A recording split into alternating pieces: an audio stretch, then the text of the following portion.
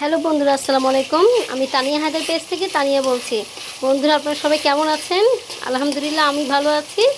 আর আপনাদের সবাইকে দুপুরের শুভেচ্ছা জানাচ্ছি। প্রতিদিনের মতো আজকেও চলে এসেছি আমি রান্না করতে। তো বন্ধুরা, আজকে আমি রান্না করব মুরগির মাংস আলুর কোরমা। তো আসলে অনেকেই জানেন এই কোরমা রান্না করাটা, আবার অনেকে জানেন না। তো যারা জানেন না, আমি তাদের জন্যই এই ভিডিওটা করছি। কারণ আমাদের বাংলাদেশে অনেক লোকজন আছে, অনেক গৃহিণীরা আছে, তারা নতুন রাঁধুনি হয়েছে, তারা কিন্তু জানেন না। তো তাই তাদের জন্যই আমার এই ভিডিওটা করা। তো যাই হোক বন্ধুরা, আমি একটি কড়াইতে তেল আর গরম মশলা, আদা রসুন পেস্ট আর পেঁয়াজের পেস্ট দিয়ে আমি একটু মশলাটা কষিয়ে নিচ্ছি। তারপরে কিন্তু আমি এটাতে কাঁচামরিচ দিয়ে দিব, কারণ কাঁচামরিচ দিয়েই আমার এই রান্নাটা করতে হবে। আমি কিন্তু এখানে কোনো গুঁড়ো মশলা ব্যবহার করব না, হলুদের গুঁড়ো, মরিচের গুঁড়ো এগুলো কিছুই আমি ব্যবহার করব না। তো যাই হোক, কথা বলতে বলতে দেখুন বন্ধুরা, আমার কিন্তু মশলাগুলো কষে গিয়েছে। তো এখানে আমি এখন আলুটা ছেড়ে দিব আগে। বন্ধুরা, এই যে আলু আমি এভাবে করে কেটে নিয়েছি, আলুগুলো টিউব টিউব করে কেটে নিয়েছি। দেখুন বন্ধুরা, কারণ এরকম করে আলু কাটলে কিন্তু খেতে খুব ভালো লাগে, আর বেশি বড় বড় হলে কিন্তু ভালো লাগে না। তো এরকম একটু ছোটো সাইজের এভাবে করে কেটে নেবেন। নিয়ে আমাদের এই মশলার সাথে একদম পুরোপুরি আলুটা মিশিয়ে দিতে হবে, যেন আলু আর মশলা একদম মিশে যায়। তারপরে আমি এখানে কিছুক্ষণ ঢেকে রাখবো, অল্প পরিমাণে একটু গরম পানি ব্যবহার করব।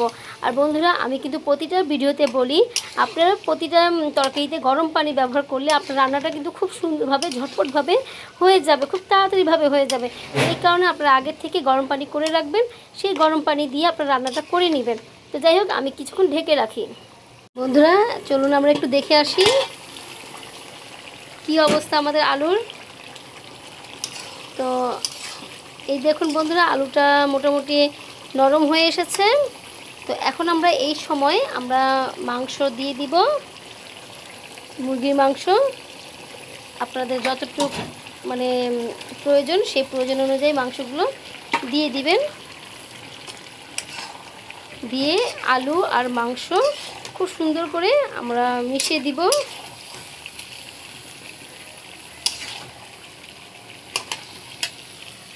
তারপরে এখন আমরা কাঁচামরিচ কেটে রেখেছি, এরকম করে ফালি ফালি করে রেখেছি, সেই কাঁচামরিচগুলো দিয়ে দিচ্ছি।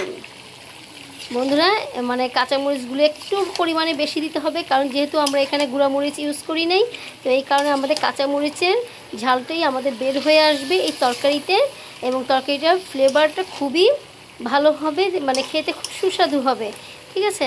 তো এখন এই সময় আমরা একটু গরম পানি দিয়ে দিলাম, দিয়ে আমরা আবার কিছুক্ষণ ঢেকে রাখবো। আর আপনাদের পছন্দ স্বাদ মতো কিন্তু লবণ দিতে মিস করবে না বন্ধুরা। লবণ যেমন যতটুকু যেমন খান সেভাবেই লবণটা দিয়ে দিবেন। বন্ধুরা দেখুন, মাংসের কুরমাটা কিন্তু মোটামুটি আমার প্রায় হয়েই এসেছে। তো এখন আমি এই সময় একটু গরম মশলার গুঁড়ো দিয়ে দিব। এই হচ্ছে গরম মশলার গুঁড়ো, কারণ এটা দিচ্ছি আমি একটু ফ্লেভারের জন্য, একটু ফ্লেভারটা ভালো আসবে। আর দিয়ে দিব আমি দাগানি, এই পেঁয়াজের বেরেস্তা করে রেখেছি বন্ধুরা। অনেকে দাগানিও বলে, অনেকে বেরেস্তা বলে, যে যেমন খুশি বলে। যাই হোক, এই বেরেস্তা করে রেখেছি আমি, সেই বেরেস্তাগুলো দিয়ে দিচ্ছি। দিয়ে আবার কিছুক্ষণ আমি নেড়ে চেড়ে দিব, দিয়ে আবার 5-10 মিনিট ঢেকে রাখবো। তারপর বন্ধুরা, আমাদের এই রান্নাটা হয়ে যাবে। তো আমরা আসলে 5-10 মিনিট একটু অপেক্ষা করি। বন্ধুরা দেখুন, এই তো হয়ে গিয়েছে আমার পারফেক্টভাবে মাংসের কোরমা, মুরগির মাংসের কোরমা। তো যাই হোক বন্ধুরা, আমি কিন্তু এই কোরমাটা ভাতের সাথে এবং পোলাওয়ের সাথে পরিবেশন করতে পারবো। খুবই সহজভাবে আমি রেসিপিটা দেখিয়ে দিয়েছি বন্ধুরা। আপনারা অবশ্যই ট্রাই করবেন এরকম করে রেসিপিটা করার জন্য, তাহলে দেখবেন খুবই ভালো লাগবে খেতে। তো আজকে আমি তাহলে এই পর্যন্ত ভিডিও শেষ করছি। আপনারা ভালো থেকেন, সুস্থ থেকেন। আসসালামু আলাইকুম।